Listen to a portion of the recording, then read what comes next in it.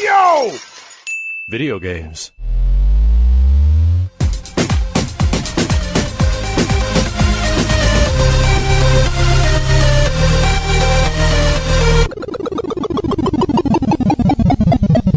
What up, dudes, and welcome back to the YoVideogames podcast. I'm Matt. And I'm Andrew. And once again, thank you to all our generous patrons who kept us going for over 350 episodes. Yeah, if you're interested in becoming a patron at any level, please check out patreon.com/YoVideogames podcast. Dude of the week is Jose O. Thank you, Jose. Thank you, Jose. Yeah, and also brand new dude. I think only a month or two old. So Excellent. Thank you very much. Excuse me. I also just got over a cold, and thanks for waiting a couple extra days to record because I sounded awful. I sounded like actual buttholes. Yeah, and I didn't want you to have to talk, when you're not feeling well and shit. So yeah. But we have a sponsor to thank, which I used about 5 minutes before coming on here because I looked like trash. I cleaned it all up using, of course, Manscaped. They very gave us jelly. The Beard Hedger Pro, which because I used it right before going live, I don't have in my hand right now, but I have their whole kit right here to show you sort of the whole kit. Beard like a pro. They've got the beard conditioner, the beard balm, beard shampoo. Of course, it comes with a beard oil, neutral scented, so it's not just stuffing your nostrils. And you don't realize how important beard shampoo is until your beard gets out. Until you actually have an actual beard, and then you realize, oh man, you need it. It seems sort of silly because I don't have a lot of hair on my head, so I don't have a reason to own shampoo, really. So I don't have shampoo just on hand, and now I have beard shampoo to wash my beard with actual shampoo, and then I have a tiny little bottle thing of solid shampoo from Lush, which that's all I use on my head. And I swear to God, I've had that thing for You need to use some turtle wax on your head. My head's shiny enough, thank you. Okay, and you know why I keep it that way? So that insults like that just slide right off, motherfucker. But the Beard Hedger Pro is genuinely my favorite Manscaped product now. There are others that we love, of course. The ball deodorant is a classic. You're never going to go wrong with that. The nose and ear trimmers just saved my life today, even. It saved your life? Combing my hair, and I just saw my ear, and I looked I looked like someone's granddad. It was just and I was like, whoa, and quickly picked it up, and it was it's just real ready to go, and it doesn't hurt. Well, it's really soft. It totally just cleaned it up within a couple seconds. It's just wow, it's actually, I mean, I don't know, nose and ear trimmer, you think weird, but whatever, if you're a hairy dude like me, that thing comes in clutch. Look, every man hits 30, and all of a sudden they're like, why do I have more ear hair and nose hair than I have on my head? It's ridiculous. I don't care how good a head of hair you have. You definitely have more ear hair than you know what to do with. And nose hair just starts getting all in, and you can pluck it. I was a plucker for a long time because I didn't want to stuff a motorized thing up my nose. I was terrified of them. This one's actually very gentle. I don't know if you've had any problems with it. I have not. But it's a hell of a lot better than plucking. I'm going to be honest with you. I don't know if have you ever gone down that rabbit hole where you're just what, and you cry. Have you ever been watching? It's I've done it to wake myself up. Okay, here's a weird one. If I'm driving and I'm falling asleep because I've been awake for 2 days or whatever, and I got to drive home, and I'm I gotta get myself awake.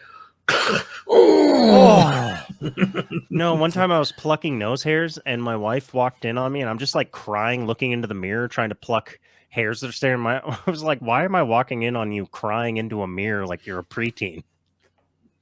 It's okay, number one, fucko.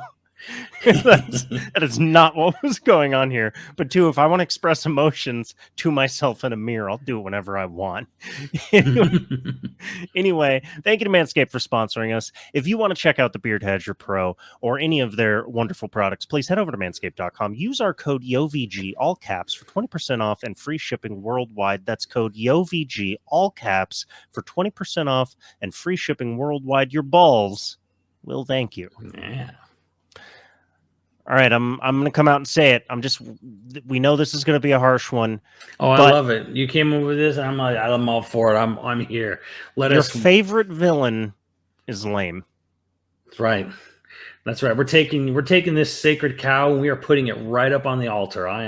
It's We are chopping the head off and we are cooking it. We are barbecuing this bitch. it's hard to confront, and so I'll start with one that admittedly I helped make a web series all about this character, Albert Wesker. He sucks. He sucks. He is a lame villain. He is. I love him. He's stylish, but he's so he's this shallow. is sort of like admittance of like a character you enjoy, but you're Sure. like, yeah, I know he's a lame villain. Yeah, I'm laying him down first so that when we inevitably hate on somebody else's favorite, they can't come at me and be like, "You're biased." I am. Well, I mean, but yes, I am. But It's almost kind of like almost feels a little unfair. I'm like unfair, I guess, to our friend Mike, and then this whole episode's almost in a weird way. It's kind of unfair to someone like Steve, you know, because he's not here to defend himself. Because we almost went. Oh, we're gonna shout out all his hokey faves. Well, because you know he was saying like, hey, he's like, are you kidding? Like, you know, we were like, you know, he was of the opinion like he didn't really like 4 because 4 was kind of cheat, you know, was super cheesy and whatever. He's like 5 took itself more seriously, and I'm like, well, me and Max just kind of look like 5's hokey as shit, and then we said they're like, okay, well, you know, it's 7's like 7's hokey as shit, and you know, and I get it because it's sort of like this the mindset of like, no, 7 takes itself very seriously. It's very scary. I'm like, yes, it does. It does take itself seriously. It is scary. Good horror, and it is hokey as shit because you have Jack Baker getting into you with a dual chainsaw like battle. Like, welcome to the family, son. It's hokey as shit, and it does take itself seriously. I've just all good horror borders on the ridiculous. Right. It's all about the reaction to the ridiculous. So then knowing that, why do you say Albert Wesker is lame? Knowing that it's just because he was clearly a throwaway villain from number 1 that they brought back through Deus Ex Machina because they had no better idea. Yeah. Like they wanted a through line villain. In my opinion, just judging from playing the first couple of games, it was supposed to be an event that like the event itself is all that was supposed to connect the various games. And then I think they wanted to have like a returning villain to focus on because Umbrella was faceless. And at the time, I think they thought that a faceless corporation couldn't be a villain. But now that we live in the modern world, we're like, yeah, faceless corporations are absolutely the villains. Yeah. Like, we know they are. You try to give them a face like, say, Simmons in number 6, and you're like, God, that's a fucking waste of time. He's just going to be replaced by the next faceless fucking executive. Wesker is also someone that they've never been able to really nail down a good, solid reasoning for what he's doing. Like it sort of is like the I want to be a god pipeline. Like it's a funnel. At the beginning, it just sort of funnels down into now you're like, yeah, he wants to be a god. Well, they went into this really weird, wacky, again, I don't even know what I'd call it, where, okay, so like follow the through line where it's like, because some people be like, well, there's all this detailed explanation. I'm like, that shit, like, let's look at how the games were made. You gotta look at how they're made in the context of when they were made. Like you said, 1 was kind of supposed to be this big one-off thing, and then 2 was a sequel, but in a separate thing, and then 3. And they brought him back in Code Veronica literally as a Deus Ex Machina. Well, how did he live? We literally saw the end boss like puncture its arm through him, and like he had a special virus given to him right before. It's like it's the absolute it is the definition of a fucking cop-out answer. I tried to explain that away with a joke in the web series, and I don't know if it actually made it into episode 2. I think Mike might have cut my joke. But in this thing, my character in the web series goes like, he's just rattling off these things that he can teach Wesker. And he just happens to go like, yeah, did you know there's a place on your chest that if you get like stabbed just here, it barely misses all of your vital organs. You'd barely even bleed. And he's just like, that's ridiculous. No one can do that. So I've tried to explain it away, except that, you know, the tyrant's arm is entirely through. Like it's like a shotgun blast hole. Yeah, exactly. So yes, they brought him back in Code Veronica because they didn't know what to do, and they were just like, hey, this would be like a fun twist. He comes back, he's alive, surprise, and he has superpowers. Because everything in Code Veronica is a fucking anime in that game. Right. It's the most anime that the series gets up until that point. And actually, funny enough, the brother-sister Code Veronica villain, interesting. They're weird and creepy. It kind of can work in a very Norman Bates sort of way. Like it could have, like, but it just kind of comes off as just silly I'd almost say Trophy. damn near like what's the word? I don't know. Like now it's just kind of like, okay, what's oh the I mean it kind of comes across as like as a Republican dream, you know, where the villain is a cross-dresser, you know. So like inappropriate or like, you know, old-fashioned maybe, like My pastor was right. right. So whatever, but like again, it could have been like this sort of like creepy ass thing but it didn't. But it kind of just, you could chalk it up to the voice acting, you know, which was like silly at the time, or like, you know, the Code Veronica was taking itself seriously, but like the voice acting was awful. Well, I had heard, and I don't know that this is true, and I actually had meant to ask you this some other time, and this reminds me. Apparently, voice acting for games back then, like when you voice act for animation way back then, you're watching the animation and timing your voice acting with it. But that wasn't true for video games. You were literally just in a booth with like the script, and the booth is a sound booth, and like a guy maybe in your ear telling you like, no, be more angry or something like that. Yeah, I've heard it kind of both ways. There's been a lot of times where games are just not even, neither are they voiced nor are they scored. like the music comes in like way before they've ever done anything, and they just sort of like throw it in where they can, or vice versa. Right. Which is why, like today, like voice acting in animated films sort of took from.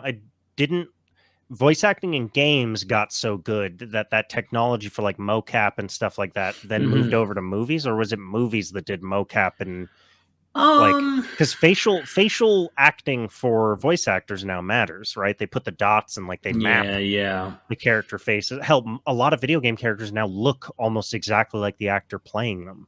You know, Captain Price, I think, from the latest Modern Warfare is. Oh, well, look at Jin Sakai from Ghost of Tsushima. Right? Yeah, shit's amazing. You know, back in the day, the voice acting was kind of like, it was just a dude being like, no, be more angry. And that dude is going based off of a translation he got, you know, for like Western audiences. Yeah. So maybe the Japanese voice acting, you know, was Resident Evil always had English voice acting, but it was be done in Japan. Oh, yeah, with whoever they could get in Japan at the time, and then it was done in Canada, and I guess we can blame Canada for some of the shit in like Code Veronica or whatever. I don't know. South Park is right again. I don't know, but anyways, like let's just okay. So either way, let's just look at the context. Is like you had RE1, it was like a self-contained thing, and RE2 is self-contained more or less. 3 was supposed to be like you know, kind of what else was. And then Code Veronica, which is like they literally Deus Ex Machina, whatever, however you want to pronounce it, however you want to say it. They just bring him back for really no reason other than just like, oh, I guess it's not cool. So he's alive, and therein lies the problem. So they brought Wesker back after this man had a you know, a gaping hole through his chest, gaping. You know, it's like, okay, we brought him back and we gave him superpowers. Like we literally said he has superpowers. And so he's not dead, and he's not dead at the end of Code Veronica. So then you have this whole question: well, what the fuck do we do with him? Because not only did we bring a character who we watched, like, you know, literally get impaled, now he has superpowers. Well, we won't talk about him for a game, right? So that kind of became a problem, and you know, 4 had its whole thing where there's like they just tried to just ignore a lot of the previous series, just kind of like brushes, like, okay, like let's just like move on to something unique, be a little more standalone. I appreciate it for that, and then 5 was just was the big wrap up. And Wesker's a lot of fun in 5, but they had to sit there and go, okay, well now this fucker has superpowers. So, okay, first we had to come up with a reason for him to not be dead. Now we have to come up with any fucking feasible way for the player to be able to kill him. Right. So you're going to be on a plane out of Africa, and you're going to throw him into a volcano in the middle of the ocean. An volcano, and then there's this whole plot about like trying to like he has to take all this constant supply of, you know, medicine to like, not mutate or whatever, because like, oh, he survived because he had a super special version of the T virus that he administered right before getting impaled. Okay. And then now but to sustain, not turn into a zombie creature, he has to constantly take medicine. So we have to kill off the supply of medicine, and then we throw him in a volcano for extra measure. It's just kind of like, and you shoot him with a rocket. And then it's like it goes back to what you were originally saying. Like, what is Wesker's motivation? And it's like, oh, he's going to weed out the weak from the strong and create a world of strong, perfect humans and basically billions of tentacle monsters, I guess. And be a god. Be a god, I guess. And they're like, okay, well, why the fuck does he want that? I'm like, okay, well, because the guy who started Umbrella, and they do this in the DLC for 5, he had this program called the Wesker Children Born, where he took 10 different, prime suspects, or not suspects, like, prime candidates, to become like, his successor. Then they were going to be like, taken from the families and raised to be like the perfect little thing. So Wesker was like, his whole life was sort of like, dictated to him. He's going to be raised up to be, and I'm like, and then Wesker finds out that he was part of a literal, like, program to build the perfect soldier, if you will. And so he kills Oswald, and then he's like, let me do exactly what he wanted to do. Yeah. And I'm like, okay, is the plot twist that's like, Wesker realized that he was being manipulated and decided, I'm going to be manipulated. Like, yeah, he's a winner. Like, he's a winner. So he took out the guy who manipulated his whole life, and then decided to follow through with his plan anyways. I'm going to show you, Dad. Yeah, no, it's nonsensical because, one, video game stories for the longest time were nonsensical. And again, why does here's the better question on all this is like, why does Wesker care? Like, especially at the point of 5, where it's like, okay, you could argue in Resident Evil 1 he was doing it for the money, right? And then it's like, oh, well, he wants to get back at the man who dictated his whole life. Okay, but then why does Wesker continue to do the whole thing with Tricell and progenitor virus and blah blah blah blah, Ouroboros and yada. He goes from a guy who does some mercenary stuff in 1 to make a quick buck to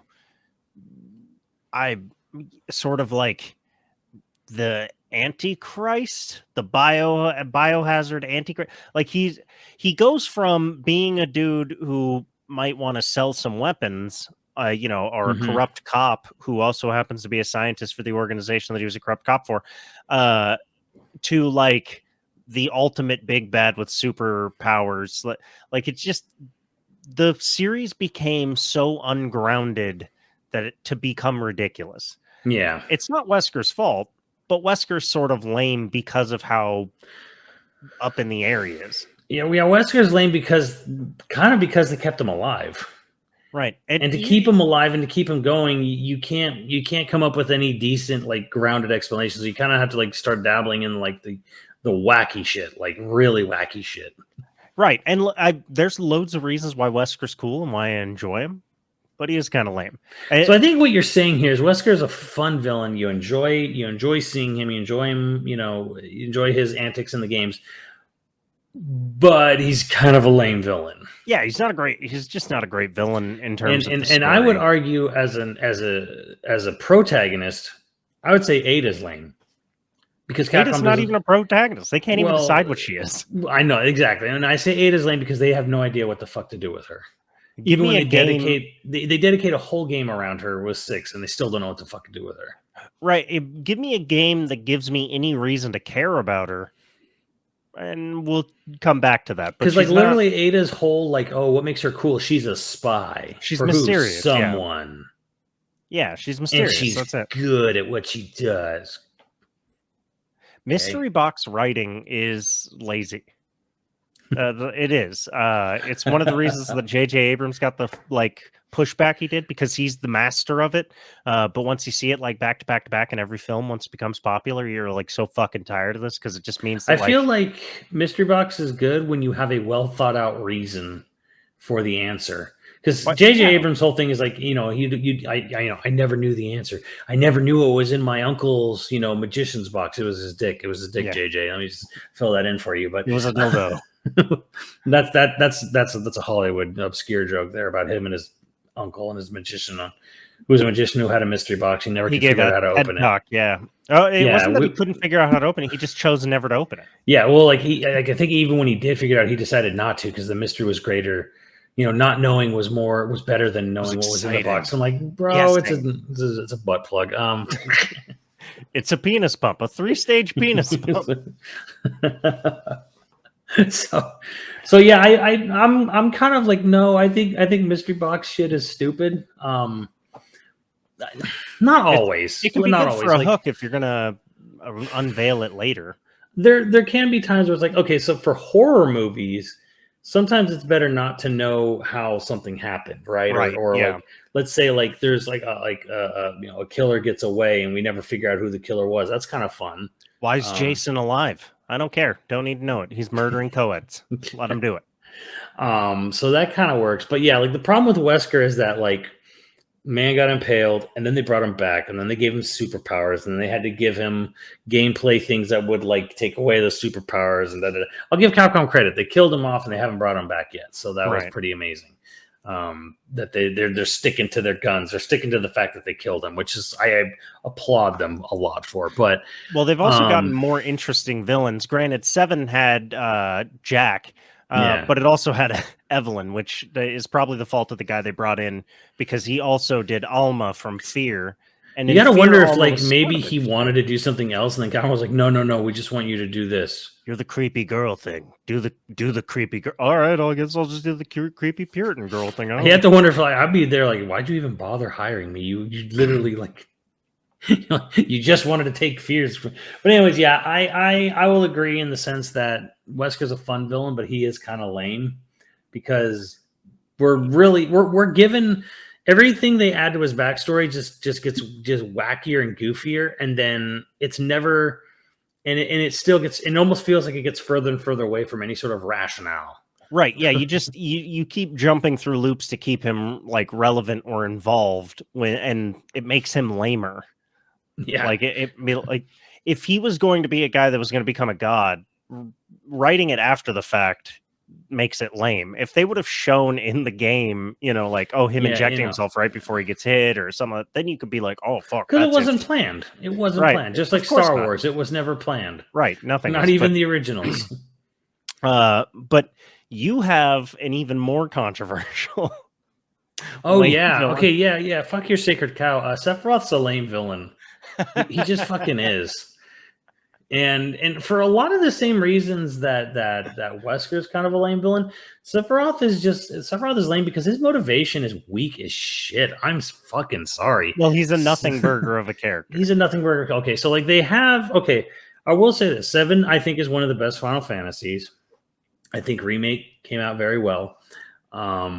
I love the general overall cast of 7, but I think Sephiroth is kind of a lame villain. And one of the funny things, if you actually go back and play like the original 7, if you haven't in a while, you realize you don't even talk to Sephiroth much. Almost every time you see and talk to what looks like Sephiroth is technically Jenova. Like the actual real Sephiroth is barely in the game, in actuality. So that's kind of an interesting way to look at it too. I guess I didn't remember that. Yeah, because the real Sephiroth is actually he's just frozen in the northern crater, and all the things that all this Sephiroth you encounter is literally just Jenova or Jenova cells, fucking with your brain, really. But here's the thing that really gets me about Sephiroth, because everyone's like, "Oh, Sephiroth wouldn't." Sephiroth is a creation. Again, much like Alpha Wesker, he's literally the creation of Hojo.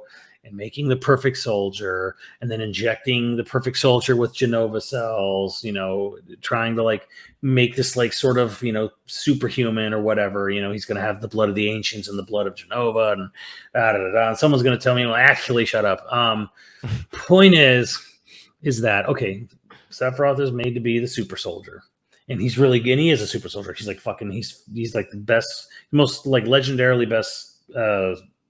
best soldier and soldier, because they call it soldier for some fucking reason, whatever.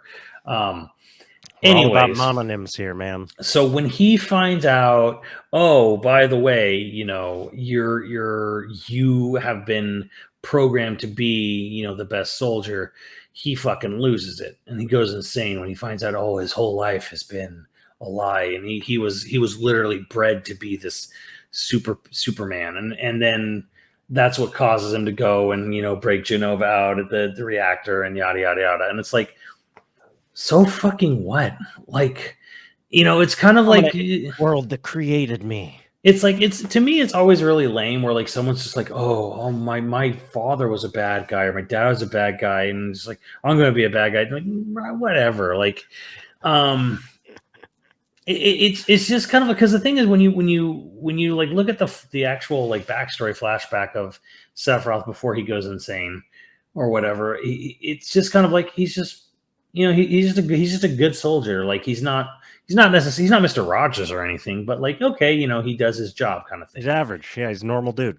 Yeah, and then it's like, oh my god, I'm part of some big deep corporate secret to make me a superhuman, and then, you know, maybe, you know, part of a plot to find the quote unquote the promised land so they could have infinite energy or whatever. But it's like, oh, I'm gonna kill everyone for doing this. I'm like, I don't know, like.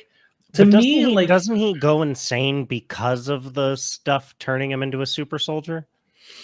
It's no, they more imply that it's that, like, because they more imply that it's when they find the mansion in Nibelheim where all this shit was carried out, and he spends like days or weeks down there, like going over every single research note and document and book like a fine-tooth comb, and then he basically says, like, he basically concludes that I am an ancient, or I am, you know, my real mother is Genova. I'm going to go free my mother, Genova, you know, because, you know, he's been injected with Genova cells. You could maybe argue that a little bit, but like, he's fucking nuts. Yeah, his whole thing of like, I'm gonna get revenge on all of them. I'm gonna free my. Maybe this is a cultural thing. Maybe you can even make. I don't know if anyone can help me out here, but I'm like this weird cultural thing of like,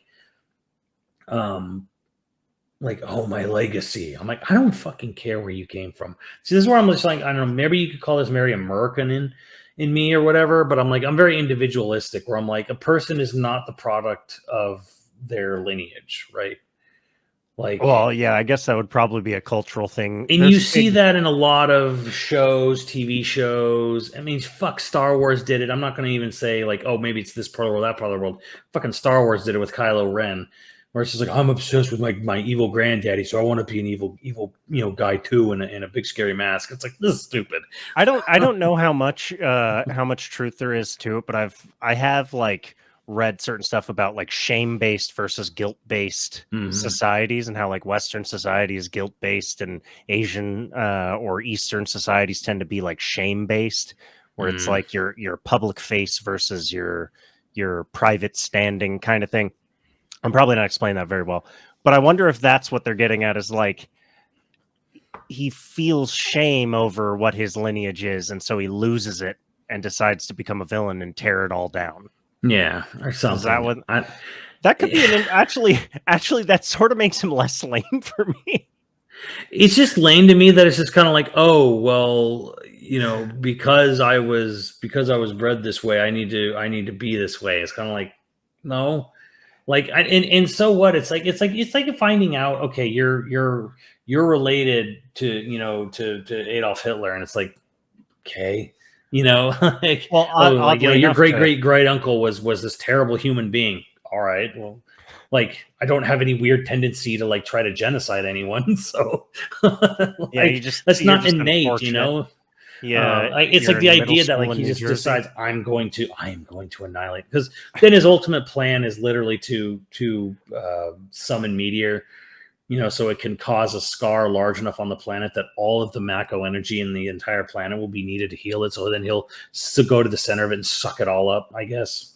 And then, yeah. And then they made it falls apart a little bit, but yeah, and then it gets super lame when you get into Dirge of Cerberus, and I guess let's not talk about that because it's not really related to Sephiroth, anyways. But yeah, it's like he's kind of a lame dude, and then like he shows up in Advent Children for reasons. Imagine there's a kid out there named Tim Hitler, and he just like goes to school finally one day, and he's like, "Wait, what? Wait, what?" It's like, this is my legacy. I'm like, this is why you live in northern Idaho, Tim. And from that day forward, he was like, "I'm going to release Genova." But yeah, like I don't know. I don't find Sephiroth really that interesting. I find his motivations, his reasons for going insane, are not that compelling. Like, okay, get over it, buddy. Like, yeah, like people came from fucking weird places, you know, like it's just it's not enough for me. Like Is there no, a no, no. way? Is there a way to push that a little bit more over the edge, where it makes it more interesting? Where it's like, as a soldier, they made him do some evil shit, and so he feels justified in going full blown evil against. I would be more of in down with it, where if he was just like I'm gonna go against Shinra specifically because they made me do all these terrible things, but he doesn't really care about Shinra. He literally Yeah, just he doesn't give a shit about the evil he's done. He's more just like, oh, I'm evil. All right, I'll show you evil. all right. Like Goes full blown. Actually, I sort of admire that in a person where he just leans all into it. You know. I'm a little intrigued maybe with the sort of theorizing people have for remake, where they're theorizing that there's multiple Sephiroths, and one of them is just Sephiroth from the future, where he realized he was going to lose, so now he's going back in time and trying to like alter time so that he doesn't die. That could be interesting. That would be interesting to me, and I hope they go there. But well, like, with the benefit of hindsight, they could fix quite a bit of, you know, the more ridiculous aspects of a game, because now games are like, stories to games are written before production starts on a lot of modern games, which it was never true until like 10 years ago. You know, it's really only in the last 10 years or so that like that has become what happens. Yeah. I think there's things they could maybe do that are interesting with him, but like he's lame in 7 Remake Part 1 because like he if you didn't play the original games, you have no idea who this character is. All you know is that Squall hallucinates about like this weirdo with long hair and male bondage gear. He comes up and he like whispers shit in your ear and then disappears, you know. Like, don't deny me, embrace me. And like, what the fuck is going on? Like, it just seems like Cloud has like some really repressed sexual urges that manifest themselves in this image of this weird looking dude. He just comes to taunt him, you know, in the middle of stressful moments. It's like, he's a cute dude with long hair, right? Anybody's gonna be confused. Like, I don't know. I feel Sephiroth is only popular because of thirst, like just straight up.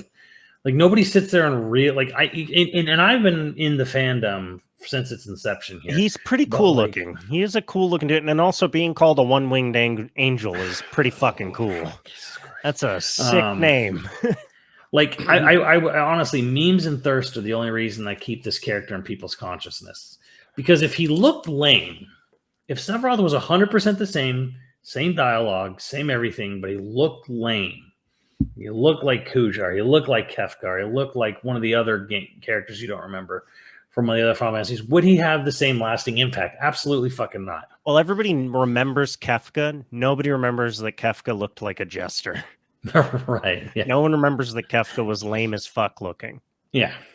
And he's way more twisted anyway, but he's also, I feel like Kefka's more pure in a way, where it's just kind of like, what is he? He's the vizier. He's like an advisor in this empire, and they make him dress like a dick. Yeah, and he doesn't actually give a fuck about the empire at all. He will murder anyone, including the emperor himself, because he's only in it for himself. He's in it because he wants to achieve godhood, and he knows, and he's like, I will fucking do whatever it can to find the thing, the MacGuffin, so that I can get. And then when he does find it, what does he do? He immediately kills the emperor and takes it for himself, because that's what he's been doing the whole time. Which, funny enough, if that was how Albert Wesker was from the beginning, should it be?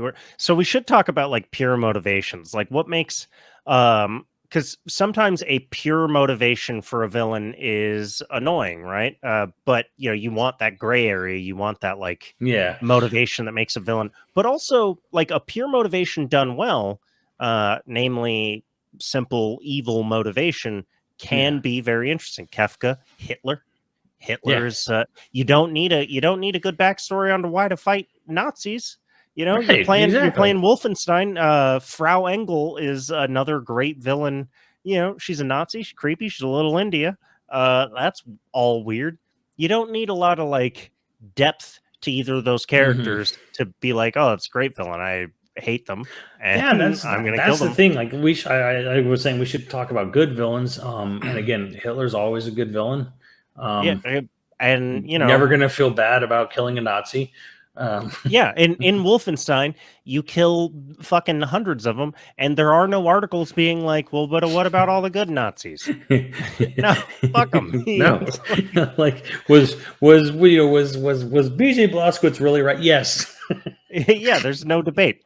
You know, we actually discussed this one where we went back and forth on whether he was a lame villain or if he's a good villain. Handsome Jack from Borderlands 2. So here's the thing. Handsome Jack, at the time that he came out, was an entertaining but sort of lame duck villain, where you just didn't buy him too well. As he's entertaining, but there wasn't really anything to him. Cut 10 years later, and now you see all the terrible tech bros and VC bros, not the ones that were actually trying to solve problems, but the ones who have a startup for being a middleman on your coffee or whatever the fuck. Pay me to deliver the thing you could get before anyway for free, but now there's 10 service charges. Those guys, and you're like, oh, Handsome Jack was ahead of his time, because they're all that fucking way. They're all like, I'm super fucking cool. Look at this statue of a unicorn made of diamonds. I'm cool, man. Like, oh, I could end world hunger, but instead I'm gonna buy a social media platform so everyone can make fun of me because I have a humiliation kink. He's a genius. Yeah, and in a similarly on the flip side, I would say, interestingly, a game that didn't do it well was Horizon 2. Horizon 2 sort of dropped the ball. Well, the end boss is literally just Jeff Bezos. They're not even trying to hide the fact that it's Jeff Bezos. It looks like Jeff Bezos. Yeah, it's I always forget that Silas isn't the bad guy of part 2. No, and that's the thing. Silence is Silence or Silence or Silence. It's Silence or Silas. Lance Reddick. He's fucking great because you don't really know. You don't know which side he's on, but and here's the thing. Here's what makes him great is when you do learn about him and you get more and more into his backstory, you realize he's not really even bad. He's actually trying to survive. Yeah, he's detached. He's detached. He's detached because he is that much smarter than everyone else, and he is well more aware of the actual true history of the planet than everyone else and technology. And detachment in a world that is tribal. Or any tribalism views detachment or objectivity as evil. Yeah, it does. And granted, he does some evil shit to get his way. So and the thing with him that is he's not out to try to wipe anyone out. He's not even trying to do anything like that. He just doesn't care. First, he wants to learn. He figures out what in the first game, he figures out what the big bad is with Hades. And then it's all about trying to fucking entrap and ensnare Hades so he can get info out of him. Right. Because he's an AI. He wants to he wants to basically, get all the info out of the AI. And then in 2, his whole plot is basically to get the fuck off the planet. And it's interesting because Lance Reddick can make even the most boring, lame character interesting. He just has Wesker. Well, yeah, actually, yeah. He played Wesker in a travesty of a show and is still commented on as being pretty good, the good part of the show. So that's kind of the frustrating thing because he's actually, I don't know if you call him a villain. He's kind of a villain. But he's not. He's definitely not a villain at the end of 2. He's at the very least, he's an anti-hero, but or at best, he's an anti-hero, but at the very least, he is a chaotic neutral character. Yeah, but I like him because it's his motivations are actually all sound. The more you dive into who he is and why he's doing this, it actually makes total sense because he has the knowledge of not foresight, but he has the knowledge that we of the players have of the past and what things are and where they're going. And then they kind of lame it up because it's okay, well, the original people who left the planet to avoid catastrophe, the tech billionaires, they came back, and all they're really trying to do here is just kidnap someone else and then just keep running on their way because, oops, I fucking created Chat GPT, like the evil version of it, the ultra evil version. Now it's pissed at me and wants to come back. I don't know if you beat Horizon 2. So might be a bit of a spoiler. I totally forgot about that. Yeah, the whole thing with Nemesis. I forget about Space Bezos and the ultimate big bad.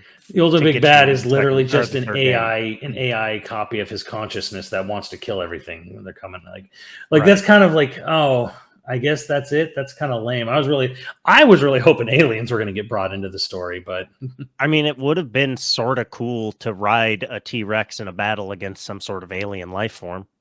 yeah, Just saying, throwing that yeah. out there for you guys. Just saying, but it's like, yeah, I feel like Horizon 2 has this duality where like you have this really good anti-hero, not anti-hero, just like not a morally ambiguous character, and then the bad guy is literally just like, I'm Space Bezos and I'm just above you because I'm rich and I'm basically immortal Right. and I'm bad. That's So it. if you're gonna have a morally ambiguous bad guy, you have to have their motivations make sense.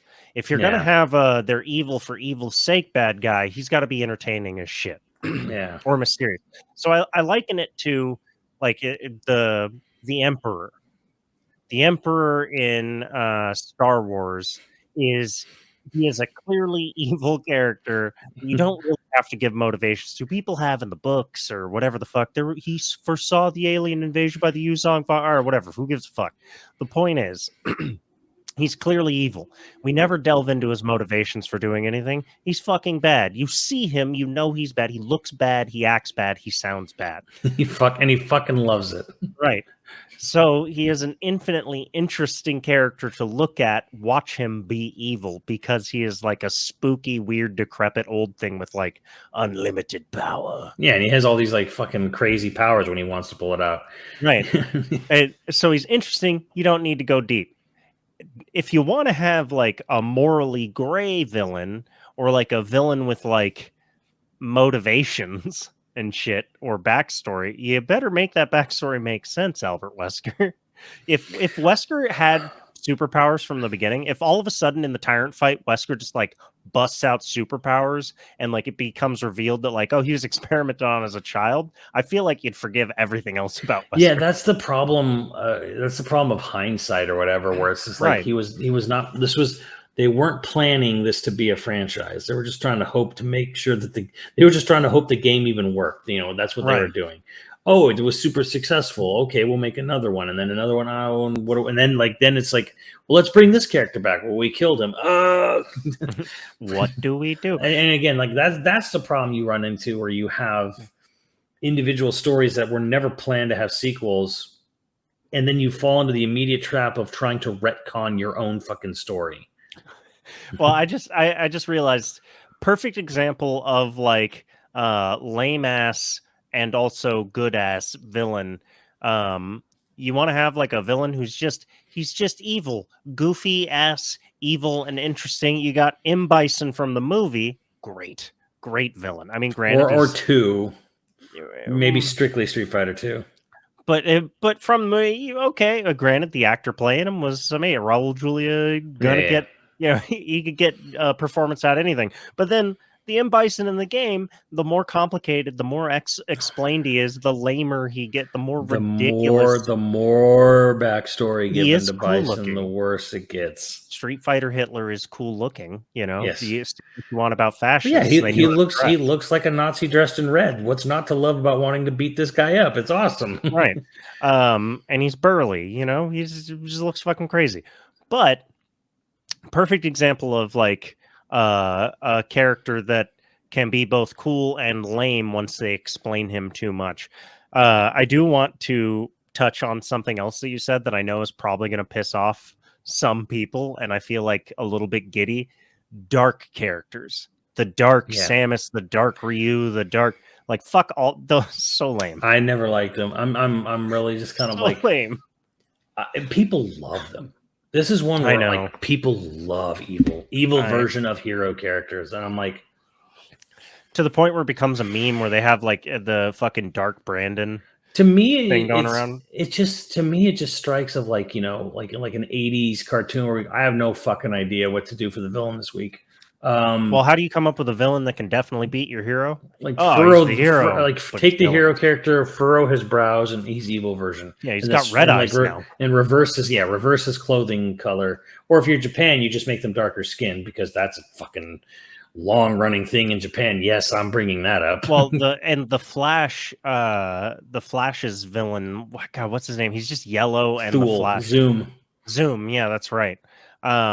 It's like it's by no means just video games that do this. There's the dark characters in comics and in movies, and then fucking you're fighting yourself. Which Yeah. from a writing perspective, pretty much every really good villain is a mirror of the hero in some way, you know. Right. Yes, making it a physical mirror of the hero, lame as shit. Like just ugh. I don't know. It's. I think this is. I don't really have any other really reason to explain other than just like it just feels lazy to me. Like I don't know how to write an interesting villain, so the main character but bad. Right? Yeah. Give me one good reason, or one reason why it's good. Can't. All right, we're moving on. A good villain that we both agree is good is from maybe the second best Metal Gear Solid or Metal Gear game ever is Senator Armstrong. Oh, I thought you meant Ocelot. No, we're talking about. Well, you said second best, so yeah, we are talking. That's about why I thought you meant best, Ocelot. Revenge. Ocelot's not in Rising. Yeah, correct. That's why I'm talking about Armstrong, because Armstrong's in the best Metal Gear game. No, Ocelot's in the best one. No, Armstrong's in the best Metal Gear Solid. Got it backwards. Metal Gear Solid. Well, you know what we can say is that Metal Gear Solid can have great villains. It does. Metal Gear, I should say all Metal Gear in general. But it can also have fuck awful villains, fam. Yeah, it can. But Armstrong's amazing because it's basically just a sort of like he's all the worst. He's all the worst aspects of American government rolled into one. Yeah. You know? Like he's everything you've ever gotten frustrated with like American politics, just sort of like just jacked to 11, you know? He's just like the worst. You don't need but again, you don't need character motivation. Like the moment you meet him, you're like, yeah, fuck that guy. But like when he gives you his backstory, it's entertaining as shit. Even that's entertaining. Right? He could have played ball. You know, could have gone. He played college ball. You know, could have gone pro if he hadn't joined the Navy. If they would have given Albert Wesker Armstrong's personality, Albert Wesker, all is forgiven. Where he's a washed up, he wanted to play college ball, but his dad made him join the army, and he climbed to the top, being of a CBRN team, and then he left that, and he had to use his damn chemistry degree, and got a job at his dad made him become a cop.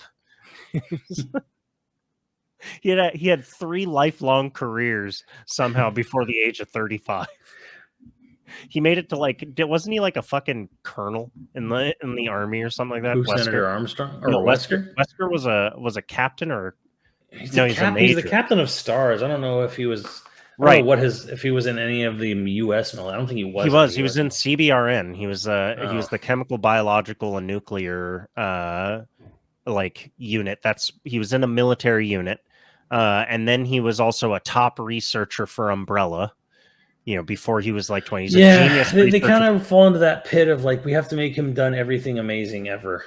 Right. Well, anime tends to do that, especially like anime from yonder, tends to have like, oh, our villain is a boy genius who has had 3 careers and he was top of the field at everything. And everyone thinks he's a golden boy, but oh yeah, he's evil. The golden boy's evil and the dipshit is the good guy. You know? Yeah, but he don't give up. I guess the idea is of being that, like, you know, you want to like make your villain like look like he's like really, you know, built up your villain, so he's not just like a guy. You know? Well, I always thought it was just because the people who wrote stories for anime were like nerds in high school and didn't get a lot of attention, and we're like, yeah, maybe, well, or maybe it's even like a counter to like, you know, the sort of like really old cartoonish villain like Bluto, he's basically like a bum. Like he's like one step above being homeless or whatever, and he's just like so it's just kind of like he's just a bumbling idiot, and he just sort of like just barrels his way, you know. So they're like, okay, well, let's make our villain like seem like they're really competent, you know. I always So so it's I like, always figured it's sort of like how in American media it was like the jocks are the villains and the nerds are the heroes because all the nerds are the ones who are writing the movies. I yeah, always figured it's like that. Like everybody's like, yeah, he's a golden boy. He's class president and he's the head of the fencing team and he's respected by all of his peers but secretly he's a supervillain. And me, the dipshit who gets D's, I'm the hero. Because I'm too stupid not to take the hit. I'm dumb, but I'm tough, and I'm here to defend you. yeah. Well, that's the other thing is everyone in Look, I'm a sucker for it, so I'm America fine and the with rest of the world, everyone loves a good underdog story. Yeah. That's universal, I'd almost say, in that sense. But Oh, dude, yeah, wait. Side note. Ocelot's a great villain, and he somehow managed to keep him fun and entertaining all the way through. Yeah, a little weird in 4, but 4 is just weird in general. 4 gets weird. In general, Vamp to me is stupid. Well, Vamp was so Metal Gear Solid. Yeah, borderline ridiculous. There's a little bit of like theming where it's a little ridiculous. And I know the earlier Metal Gear games, there was some ridiculous, some spirituality in there. Vamp is the first time where like it seemed to cross the line where like it was like outright stupid, right? Where it's just like you got shot in the head. Yeah, he gets a sniper bullet right in the center of his brain. He runs on water, and they're like, "Oh, he survived by from like some accident where like he was buried under a bunch of rubble by like feeding on the blood of others, or maybe it was his family or something." And then just for a twist, just to make him weirder. Which hindsight, 20 years ago, we all thought that was something. Now is probably like ooh, is like. And they also decided, oh, he's also bisexual, like as if that was another twist to his weirdness. Oh, I don't know if people even remember that. Like I remember that being like, oh yeah, he's just crazy weird bisexual guy. I'm like, okay, well that's a little odd, but I don't. It's not really brought up. I'm not trying to condemn Kojima or hear anything for the writing, but it was just kind of like it was just one of those things where it's just like Vamp is this and he's that and he's also this and he's also that. And he ain't afraid of no dick. And I'm like, and then you look at it now, and you're just kind of like, okay, like, why is that even? Well, I think there's also a thing where it's like when you don't know what to do with your villain, you just throw like an eclectic board of like shit you think is interesting. Not there's even some weird. Honestly, like there's some other weird, questionable things with sexuality in Kojima too. Like when Volgin, like not riding, or was it 3 or 2 or 3 where like he just grabs your crotch or I remember the scene, but I don't remember which game that's in. You know what I'm talking about, right? Yeah, it's just kind of like why is this here? Like, oh, the villain is going to like sexually assault you, I guess. Like, well, yeah, he's a piece of shit. I guess it's a piece of shit, but it's just kind of like it's kind of one of those things where, like in hindsight, I kind of look back and go like, why? It just like it seems like there's sometimes a hell. I'm and Volgin himself is kind of weird because I remember asking recently on my stream, I'm like, do we ever get anything of Volgin's? Did they ever explain Volgin's backstory? And they're like, nope. I'm like, okay. So yeah, but you like, oh, he is the son of one of the original Patriots, I guess, or something, or grandson or something. I'm like, oh, okay, right. Like that's as much as you get. And if you're in a story like that, though, I don't think you need much. Like James Bond stories, which is what 3 was sort of a take on. You didn't get a huge backstory for him. He's the fucking bad guy. He's an industrialist who likes to paint his victims in gold. Like, right, and I think I would have been fine with him just being like a weird sadist who liked electrifying people. That was his gimmick. But I just remember the scene where it's just like, oh, and we added the scene in where he checks your bulge. I'm like, in hindsight, I think we all look back and like, why? What was the point of that exactly, Kojima? I don't know. Well, he's a carrot and a stick guy. He starts with the carrot, and if you don't take to it, I don't know. Metal Gear's full of own, and I don't want it to be removed. I'm not advocating for anything of that. I'm just saying, like, Metal Gear's got some weird shit with its villains. Sometimes the weirdness, weird. And I think sometimes the weirdness works, and then sometimes the weirdness is just weird. What's if you had to think of like one villain that maybe it started as a sucky villain, but then ended up as a good villain, or vice versa, like a villain that you thought was going to be really good, but now in hindsight sucks. Do you have anyone off the top of your head that you can think of? A couple, but they're very common to what I always talk about, where Ganondorf was whatever, and then he became good, and then he became lame again. Well, yeah, Ganondorf from game to game can sort of he's suck literally cock. like done that. The villains in Xenoblade 3 to me were like, I was intrigued by the mystery, and then when the explanation came out, I was like, that sucks. Like, that's lame. But now we're actually getting backstory that might actually save it, possibly. Like, there's an outside chance this could be salvaged now, so now I'm intrigued with the DLC.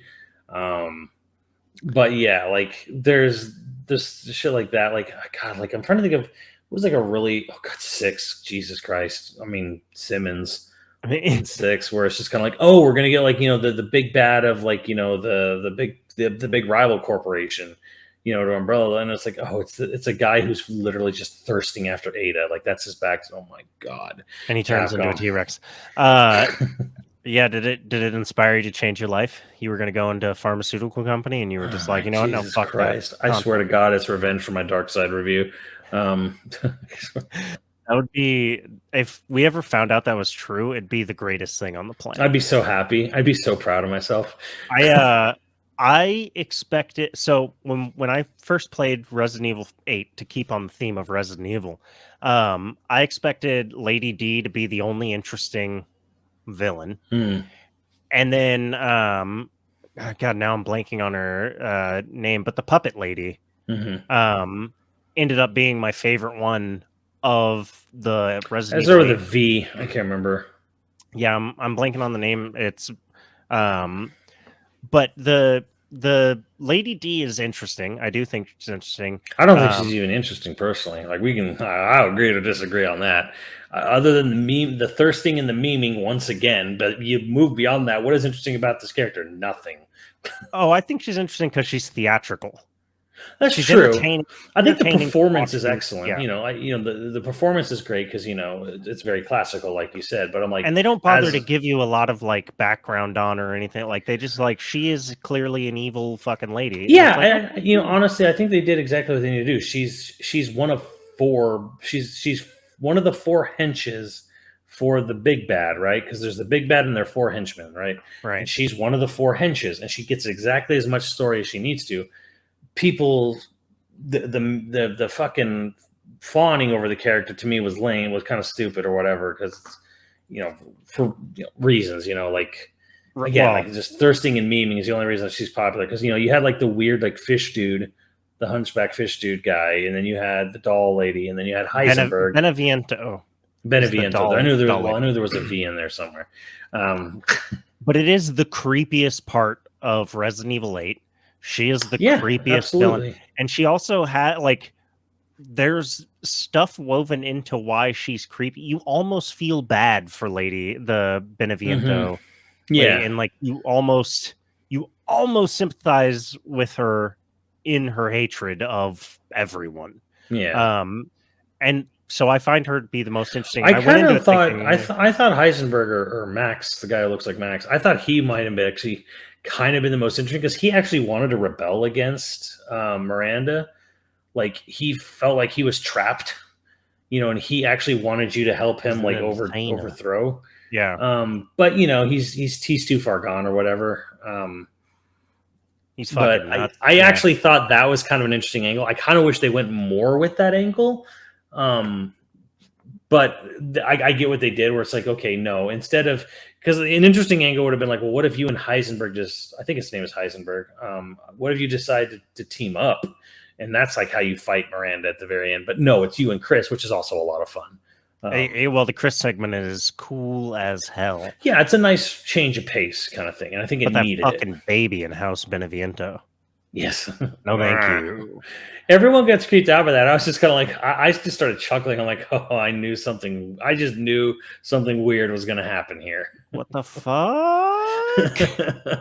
It wasn't a bear, so I wasn't really that scared of it, but I was just kind of like, okay, yep, here it is. Big as a fucking bear. Yeah. But all right, final thought on lame ass villains. It's okay if you have lame villains if that's not really the point. I think the thing that makes a villain lame is when they try to rationalize their existence, especially in a story-driven game or a story-driven experience. That's where you falter. When you're trying to say like, "Oh, you have this great fucking cinematic experience," and your villain is just like the dumbest shit ever, like Bayonetta 3. Right. There's a really good example of like a fucking lame villain. Everything about them is lame. I always put it as like if the game is fun to play and the story is good enough, otherwise, like your villain can sort of suck. To be Yeah. honest, Star Wars, Darth Vader in the actual movies of Star Wars sort of sucks. It's everyone else's reaction to Vader, and Vader looks cool. Vader looks cool. Everyone else's reaction to Vader is more interesting than the Vader character himself in any of the films that you watch. Like the writing after the fact about Vader is more interesting than Vader on screen. Vader's interesting because I feel like he gets more interesting the further you get into the original trilogy. Because he starts out kind of just like he's just a lame. He's cool looking, but he's just a lame hench. Yeah, he's a hench. And then by the end of Empire, he literally is planting the idea of like, hey, how about join me, son, and we'll take on the Emperor together. Like he's even maybe ambition. wanting to like he even wants to like overthrow the Emperor, and the Emperor knows it or whatever kind of thing. Right, but like So, the like- most interesting stuff about him is other people's reactions to him. Yeah.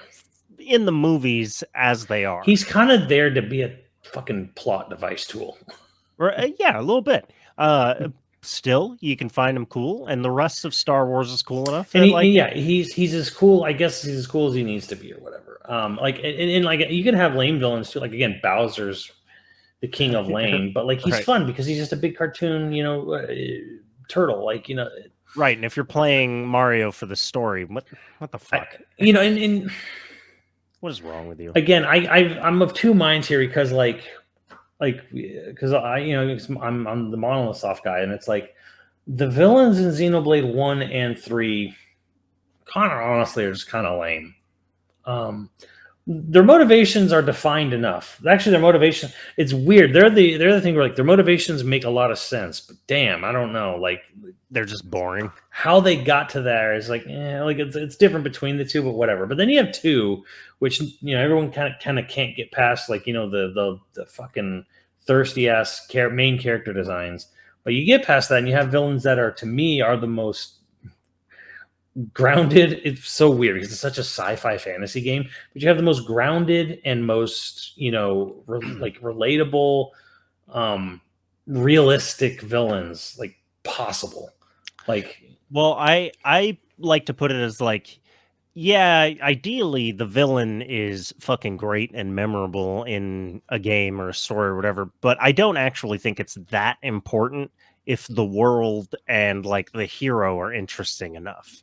If the game is interesting enough overall, your villain can be forgettable and will still be good. Like, I can't remember the villain of the first Far Cry game, but I have nothing but good memories of the first Far Cry. Good memories of the game. Another game I kind of like that, strangely, Tomb Raider.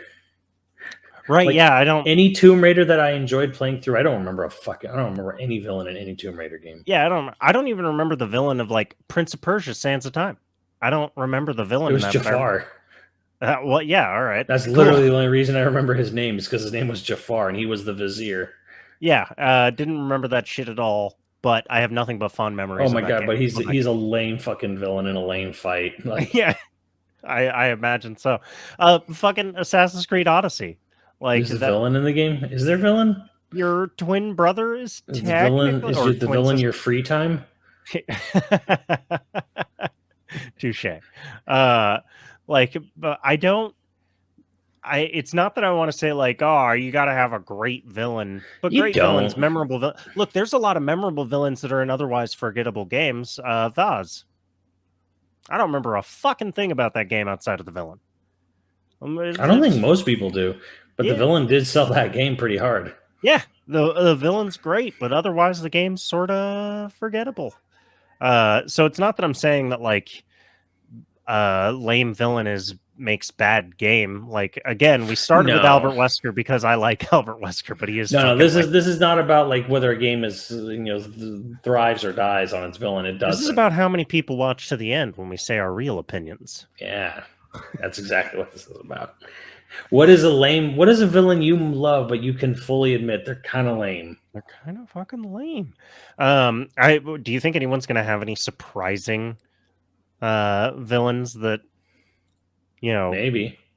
like, I don't know. Like, I sort of expect it'll be mostly the same ones, but somebody's going to be out there and be like the fucking guy from Crash Bandicoot is their favorite villain. Cortex, Neocortex. It's going to be like, oh, he's the best. I'm fully expecting someone to say, I love Ansem, even if he is kind of lame. I'm like, you know what? Fair. Yeah, I think it's fine to love a lame-ass villain. If you love Space Bezos in Horizon 2, all right. Or if it's just kind of like, well, like I love the fact that I'm taking on a tech billionaire. It feels real to me. I think he makes it great. And I'm like, well, sure, I guess I can kind of feel that. It's just like to me, with even the documents in Horizon 2, it didn't feel like what backstory and everything they said about those. I'm like, okay, yeah, they're tech bro assholes, I guess. Like, is there anything more to them? Not really. Okay. Right. And if they had a personality like Handsome Jack, they'd be better. They'd be better tech bro villains. I think that's the thing. There's no personality to Space Bezos, really, other than he's Space Bezos. But as always, he probably has a name. I don't remember it. I think it's like Ted. I swear to God, I think there is a Ted, but he's the one who stays on Earth in the bunker. And oh, that's right. He has that really cool fucked up ending where like you don't get to see what happened to him, but like apparently he mutated into his bunker. Like, so I was like, what the fuck is this? They don't show it. They just show people seeing it and being terrified and dying. Right. He's also a piece of shit. Yeah, but he's a real piece of shit. He's actually a good example of like, he got what he would deserve, but like, I'm almost still kind of pissed we didn't get some weird bio creature fight against him. Yeah, that would have been amazing. But as always, we've got patrons to thank. If you're interested in becoming a patron at any level, please check out patreon.com/YoVideogames podcast. Dude of the week was Jose. Thank you, Jose. And our producers for this episode are the Schmidt one, Screwnami, Koroi35, Hyperviper89, Ziggy Z, and Online Persona. Thank you, dudes, and we will catch you next time. Later, dudes.